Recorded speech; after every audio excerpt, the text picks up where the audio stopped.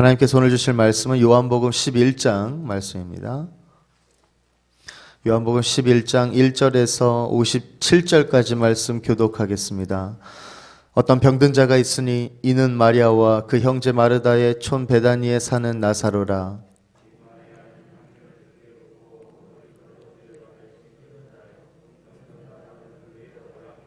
이에 그 누이들이 예수께 사람을 보내어 가로되 주여 보시옵소서 사랑하시는 자가 병들었나이다 하니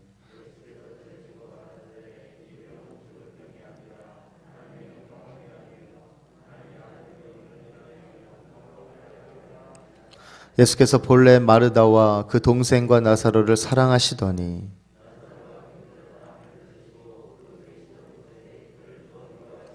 그 후에 제자들에게 이르시되 유대로 다시 가자 하시니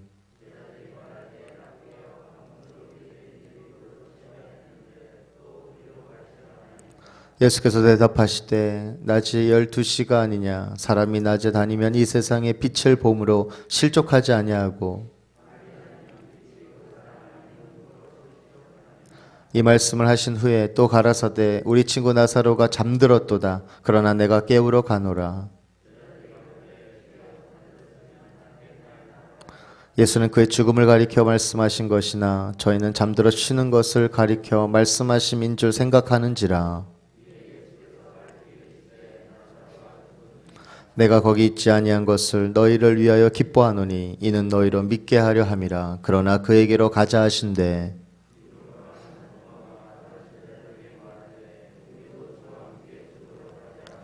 예수께서 와서 보시니 나사로가 무덤에 있은지 이미 나흘이라. 많은 유대인이 마르다와 마리아에게 그 오라비의 일로 위문하러 왔더니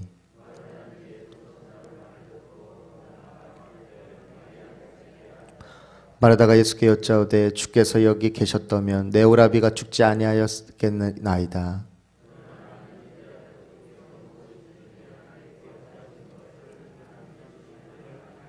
예수께서 가라사대 내 오라비가 다시 살리라.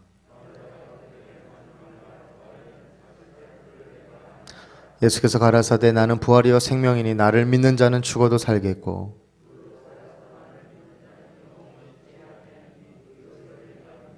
가로되 주여 그러하외다 주는 그리스도시요 세상에 오시는 하나님의 아들이신 줄 내가 믿나이다.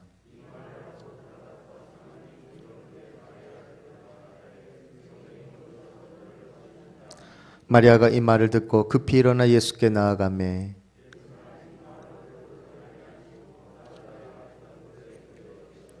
마리아와 함께 집에 있어 위로하던 유대인들은 그의 급히 일어나 나가는 것을 보고 곡하러 무덤에 가는 줄로 생각하고 따라가더니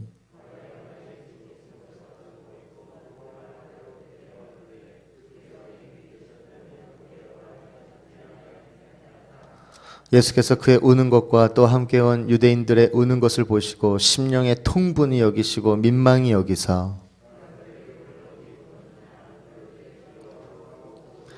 예수께서 눈물을 흘리시더라. 그중 어떤 이는 말하되 소경의 눈을 뜨게 한 이 사람이 그 사람은 죽지 않게 할 수 없었더냐 하더라.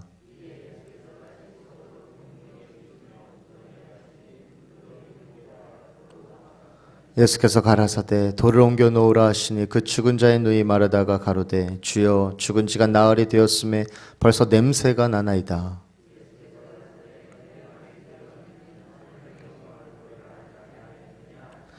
돌을 옮겨 놓으니 예수께서 눈을 들어 우러러 보시고 가라사대 아버지여 내 말을 들으신 것을 감사하나이다.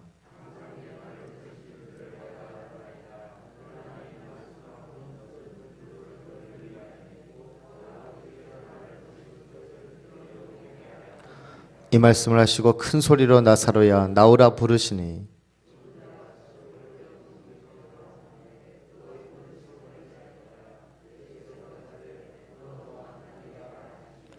마리아에게 와서 예수의 하신 일을 본 많은 유대인이 저를 믿었으나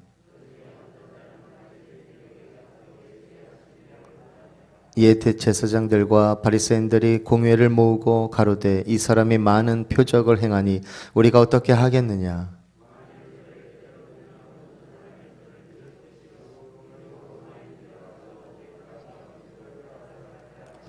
그 중에 한 사람 그 해 대제사장인 가야바가 저희에게 말하되 너희가 아무것도 알지 못하는도다.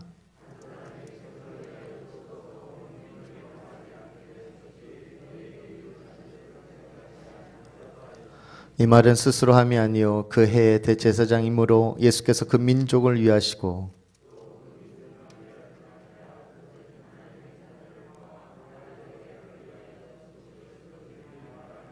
이날부터는 저희가 예수를 죽이려고 모의하니라.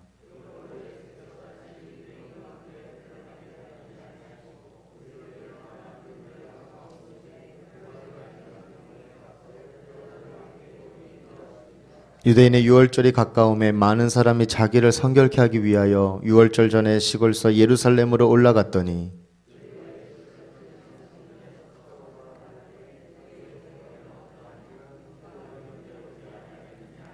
함께 읽겠습니다. 이는 대제사장들과 바리새인들이 누구든지 예수 있는 곳을 알거든 고하여 잡게 하라 명령하였음이로라. 아멘. 예수께서 요단강 건너쪽에 물러가 계시는 동안에 베다니에 사는 나사로의 두 누이로부터 나사로가 위독하다는 전가를 이제 받습니다. 마리아는 주님께 향유를 붓고 이제 자기의 머리털로 주님의 발을 씻은 사람이죠. 그 일로 인해 예수님은 세 남매와 깊은 우정을 이어갔어요.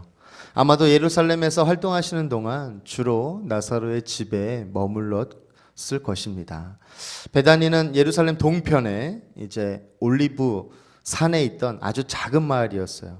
그래서 3절에 보면 주님께서 사랑하시는 사람, 즉 나사로가 병에 걸려 위독하다는 소식을 이제 들으시고 나서 예수님은 4절에 보면 이제 오히려 죽을 병이 아니라 하나님의 영광을 나타낼 병이다. 그래서 하나님의 아들이 영광을 받게 될 것이다.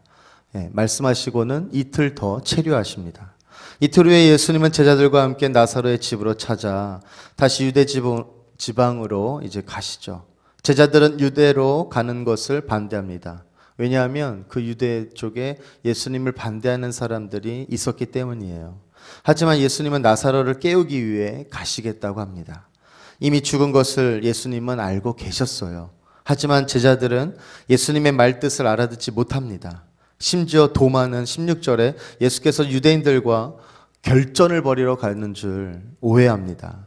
예수님께서 이제 베다니에 도착했을 때 나사로는 죽은 지 나흘이나 지난 뒤였습니다. 예수님께서 전가를 받으셨을 때 이미 운명했던 것이죠. 하지만 예수께서 오신다는 소식을 듣고 이제 마르다가 마중하러 갑니다. 그리고 예수님을 만난 마르다는 21절에 이제 약간 서운한 마음을 드러냅니다. 아, 주님이 여기 계셨더라면 내 오라비가 죽지 아니했을 텐데요. 왜 서둘러 오시지 않았어요? 이런 마음을 드러내니까 예수님도 이제라도 말 그대로 하나님께 구하시는 것은 무엇이나 하나님께서 다 이루어 주실 줄로 이제 압니다. 여기서 중요한 것은 마르다가 말하는 이 무엇이나 안에 이 죽은 나사로가 살아나는 것까지 포함되어 있지는 않았다는 거예요. 그래서 이제 23절에 예수님은 내 오라비가 살아난다 이렇게 대답을 했지만 마르다는 갑자기 24절에 보면 마지막 날 이 부활 때 이런 약간 어떻게 보면 동문서답으로 마지막 날 부활 때 그가 다시 살아나리라는 것을 제가 압니다. 대화가 동문서답으로 바뀝니다. 당시에 많은 유대인들이 마지막 날에 모든 의인들이 부활할 것이라고 믿고 있었어요. 마르다는 예수님께서 그것을 말씀하신 줄 알았던 것이죠. 그러자 예수님께서 이제 정리를 해 주시죠. 26절 말씀. 주는 그리스도시요. 26절에 무릇 살아서 나를 믿는 자는 영원히 죽지 아니하리니 이것을 내가 믿느냐. 이렇게 물으십니다. 예수님을 믿는다는 것은 그분의 부활과 생명에 참여하는 것입니다. 그렇기 때문에 그분을 믿는 사람은 그분의 존재 상태로 이전되는 것이죠. 그것은 마지막 날에 완전히 이루어질 일이지만 지금 그 일이 이곳부터 시작될 것이다. 마르다는 아직도 예수님의 말씀이 무슨 뜻인지 헤아리지 못한 채 27절에 그런 고백을 합니다. 주는 그리스도시요 이제 세상에 오시는 하나님의 아들이신 줄 내가 믿나이다. 이 내용을 이해하고 마르다의 고백으로 27절을 우리가 묵상하면서 또 이렇게 같이 봉독하는 거랑 이해하지 않고 이 말씀만 뽑아가지고 하는 거랑은 상당하게 은혜의 차이가 있습니다. 그리고 마르다는 이 말을 하고 그냥 집으로 돌아갑니다. 왜? 28절에 보니까 예수님께서 마리아를 이제 불러오라고 하셨기 때문이죠.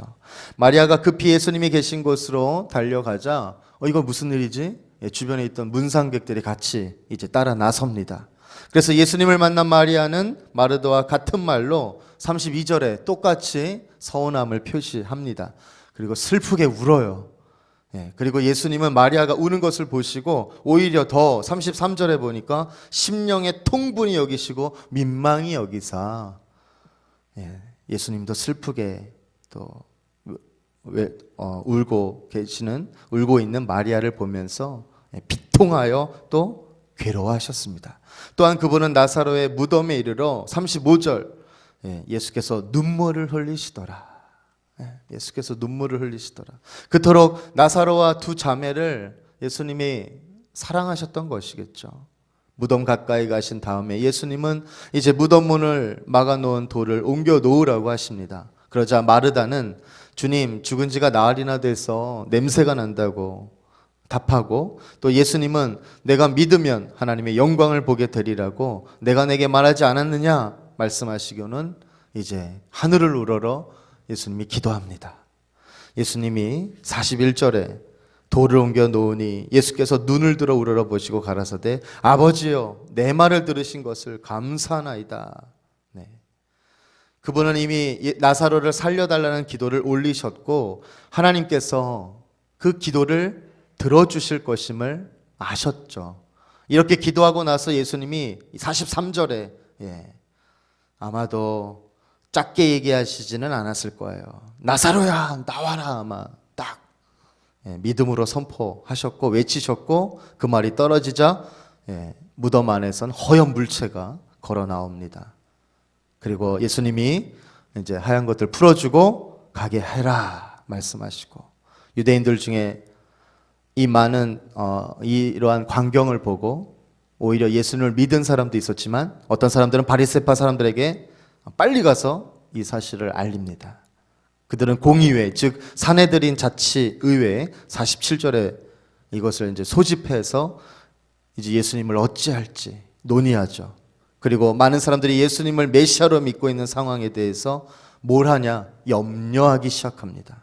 그리고 48절에 보면 로마 총독이 알면 잔인한 또 진압작전이 벌어질 것이고 많은 사람들이 생명을 잃을 것이다. 그러자 대제사장이면서 산헤드린 의장인 가야바가 50절에 한 사람이 백성을 위하여 죽어서 온 민족이 망하지 않게 되는 것이 너희에게 유익한 줄을 생각지 아니하는도다 하였으니 예수 한 사람을 제거하면 많은 사람들을 총독의 학살로부터 구할 수 있다는 뜻으로 말했는데 실은 51절 52절에 보면 예수님 한 분의 희생으로 많은 사람이 구원받게 될 일을 오히려 예언한 셈입니다.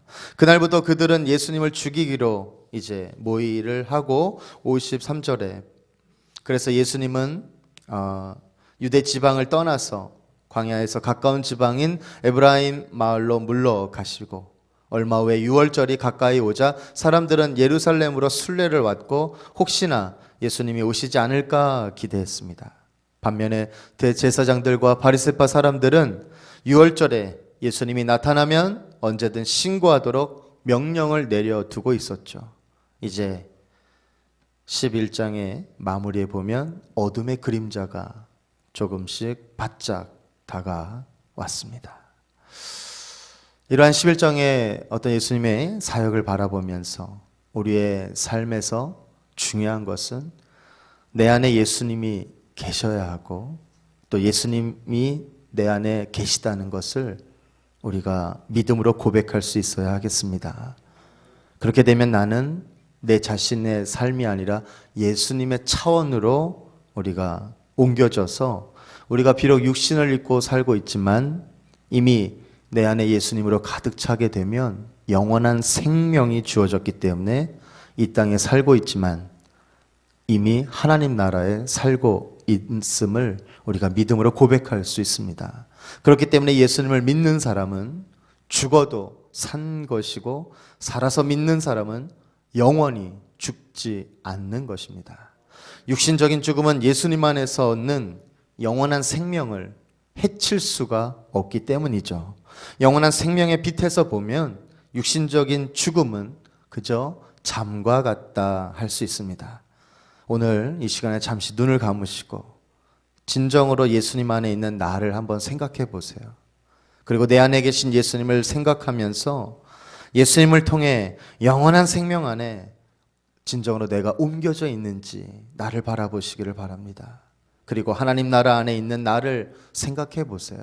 맨날 천국에 갈까 지옥에 갈까 두려움으로 믿음 생활하지 마시고 오늘 이 11장에 그 예수님의 쭉 사역을 통하여서 내 안에 이분이 있음을 고백하면서 정말 깊이 있는 묵상을 하시게 되면 입술로 나오는 말은 주님 감사합니다. 엄청난 벅차오르는 은혜가 살아 숨쉬실 것입니다.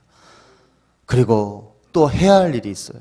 그리고 그 안에서 성령의 충만함으로 머리끝부터 발끝까지 뭔가 은혜를 누리게 되면 거기서 멈추지 않습니다. 우리가 실천해야 될 것이 있다면 이것을 경험하지 못하고 또한 모르고 많은 세상 사람들을 또 바라볼 수 있어요. 물질과 또 육신에 붙들려서 정말 다 사라지고 없어질 것에 목매달고 또 그것에 얻으려고 분주하는 그러한 사람들을 또 바라볼 수 있는 그런 안목과 또 시선으로 또 우리의 마음과 우리의 눈이 바뀌어집니다.